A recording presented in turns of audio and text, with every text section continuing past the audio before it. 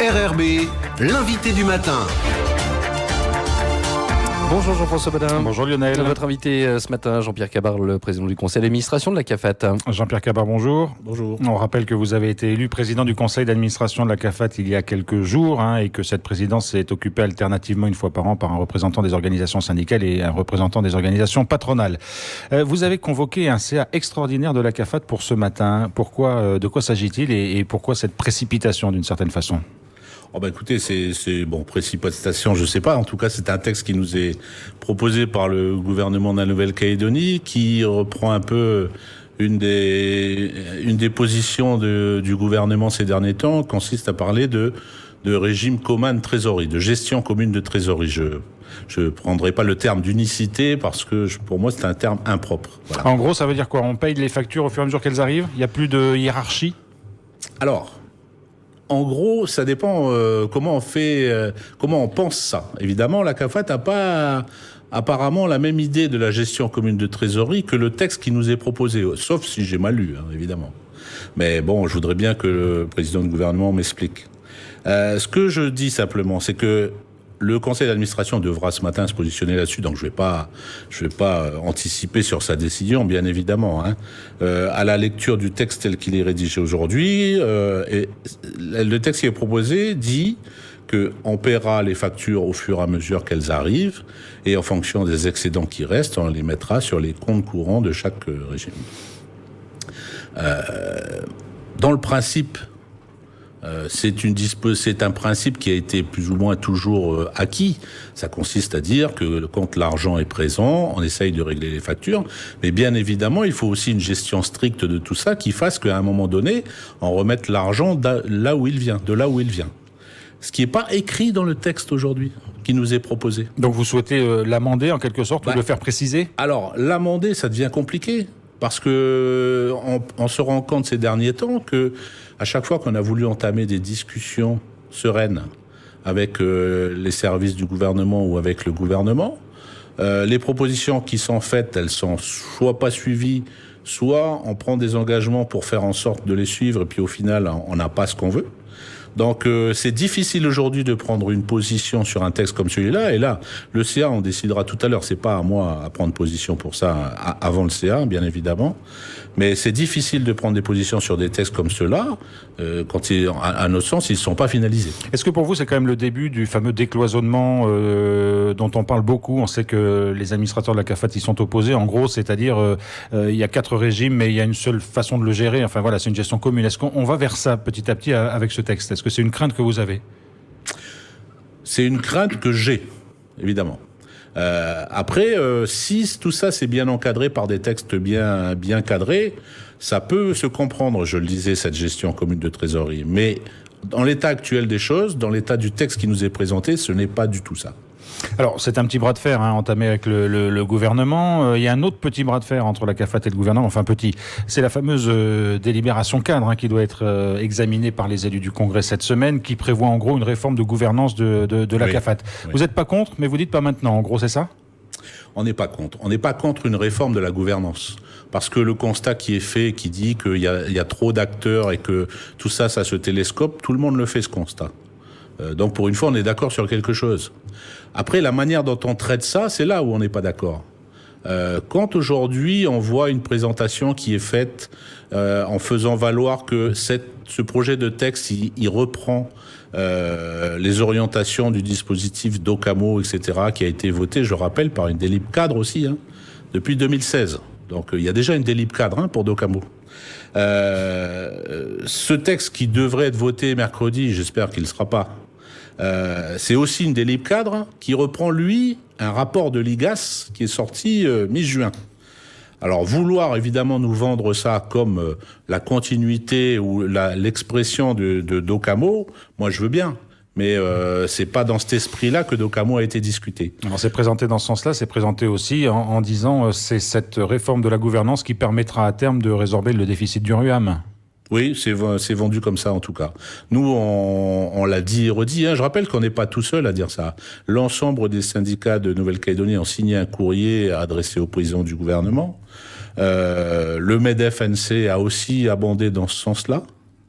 Le membre du gouvernement chargé de la protection sociale a dit et écrit aussi qu'il fallait laisser le temps aux partenaires sociaux de négocier sur ce projet de texte et donc se laisser jusqu'à la fin de l'année pour pouvoir entamer des discussions sérieuses. On ne peut pas sortir un rapport et 15 jours après sortir une délibération cadre en disant voilà, c'est ça le DOCAMO et c'est comme ça qu'on doit faire. Alors justement, on a l'impression qu'il y a une petite accélération sur ces dossiers. Vous parlez, vous, de se donner du temps pour négocier. On sait que le RUAM connaît de graves difficultés et qu'il faut trouver des manières de lutter contre ce déficit. Alors à la fois, il y a urgence et vous dites en même temps, il ne faut pas se presser. Alors c'est un équilibre difficile à trouver. Oui, parce qu'on ne parle pas de la même chose. On dit il ne faut pas se presser, au moins se presser sur la gouvernance. Si le besoin du gouvernement, c'est de mettre en place un comité de pilotage pour animer toute cette réforme et tout ça, il peut très bien le faire aujourd'hui, l'organiser et le mettre en place avec une lettre de mission, sans pour autant voter une délibération cadre comme celle-là. Mais l'urgence, c'est vraiment de trouver les ressources pour le RUAM. Alors, on a débloqué, enfin ça a été débloqué dernièrement, 1,5 milliard supplémentaire qu'on a trouvé, on ne sait pas où d'ailleurs, mais tant mieux, on a pu faire en sorte de débloquer 1,5 milliard supplémentaire. On est encore un peu loin du compte si on veut pouvoir finir l'année. Alors je rappelle... là, c'est des mesures d'urgence, c'est pas une réforme structurelle. Non, bien sûr. C'est les mesures qui sont prises depuis 3 ans de manière ponctuelle comme ça, pour tous les ans boucher le trou qui revient à chaque fois, quoi. Alors on sait qu'il va falloir prendre des mesures un peu peut-être délicates pour faire en sorte que le RUAM ne soit pas en déficit.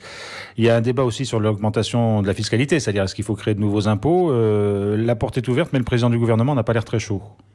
Oui, mais là, c'est un choix politique, je dirais. Là aussi, j'ai l'impression qu'il veut faire croire que Jean-Pierre Cabard dit qu'il faut faire de la fiscalité. D'abord, je déplore le fait qu'on veuille personnaliser ce débat. Ce qui était le cas ces derniers jours, il faut le dire, à la suite d'un article et d'une réponse qui a été faite dans les nouvelles. Oui, tout à fait. J'ai été surpris de découvrir samedi dans les nouvelles un article accrocheur qui dit Germain répond à Cabard. Mais je suis désolé, mais j'ai pas écrit au président du gouvernement, quoi. C'est un article fait dans les Nouvelles-Calédoniennes dans le cadre de la prise de mon mandat de président de la CAFAT. À ce titre-là, j'ai répondu aux questions du moment qui sont posées par les journalistes et puis c'est tout. Évidemment, ça correspond pas aux attentes du président du gouvernement. J'en suis désolé, mais je veux pas que ce débat il tourne à un combat personnel. C'est une position comme une autre et j'estime qu'on doit la respecter. Est-ce que, Jean-Pierre Cabard, vous ne craignez pas que le calendrier politique interfère ou serve de prétexte, finalement, pour ne pas aller au fond des choses sur un dossier comme celui-là? On pense évidemment au référendum, mais aussi au provincial de 2019. Alors, c'est beaucoup ce qu'on nous vend en ce moment. On nous dit, on nous rabâche que si tout n'est pas réglé avant fin août, donc fin août c'est cette semaine. C'est dans une semaine, oui, c'est à la fin de la semaine. Plus rien ne se fera pendant 1 an. Je vous avoue qu'on est très surpris par cette position. Encore plus surpris que dans le même temps, il y a des textes qui nous sont présentés, comme le texte dont je vous ai parlé tout à l'heure de la gestion commune de trésorerie, qui, s'il doit passer, passera pas avant la fin août, lui. Il faudra bien qu'il passe à la fin de l'année ou quelque chose comme ça. Il y a un autre texte qui est attendu de la part des partenaires sociaux aussi, c'est le texte qui dira que on reprend le paiement des compensations des abattements de cotisation à la CAFAT. C'est-à-dire que l'ensemble des abattements de cotisation qui sont accordés à différents régimes professionnels, ils sont financés par la Calédonie, ce qui n'est plus le cas depuis mi-2015. Ce qui a créé donc 5 milliards en moins sur les autres régimes allocations familiales, etc. et 7 milliards en moins sur le régime de la retraite. Cet argent, il n'est pas payé aujourd'hui. Il a été pris, il n'a pas été rendu. Là, les partenaires sociaux ont entamé des discussions avec le gouvernement, ont accepté de faire des efforts, encore une fois, de leur côté. Les 5 milliards en question, normalement, cette dette sera effacée. Par contre, les 7 milliards de la retraite, personne considère qu'il faille les effacer. Il faut les rembourser. Donc, il faut les trouver. Il faut les trouver. C'est un dispositif qui devrait se mettre en place à partir de 2020 avec un remboursement échelonné. Tout ça, c'est des propositions qui ont été faites par les partenaires sociaux. Donc, pour essayer d'arranger le système qui est en difficulté aujourd'hui. Mais la contrepartie de tout ça, c'était l'engagement du gouvernement, à partir du 1er janvier 2019, de reprendre les paiements des remboursements de cotisations normalement. Ce texte, il n'est pas sorti aujourd'hui. Et il est censé être mis en application au 1er janvier 2019. Donc, soit le gouvernement respecte ce texte, et auquel cas, je ne vois pas comment tout s'arrêtera fin août, soit il y a quelque chose qui n'est pas prévu et qu'on ne veut pas nous dire. Il faudra nous expliquer. Est-ce que les administrateurs de la CAFAT, sur ces dossiers-là, parlent à peu près d'une même voix ? En tout cas, dans leur très grande majorité, oui. Oui, bien sûr.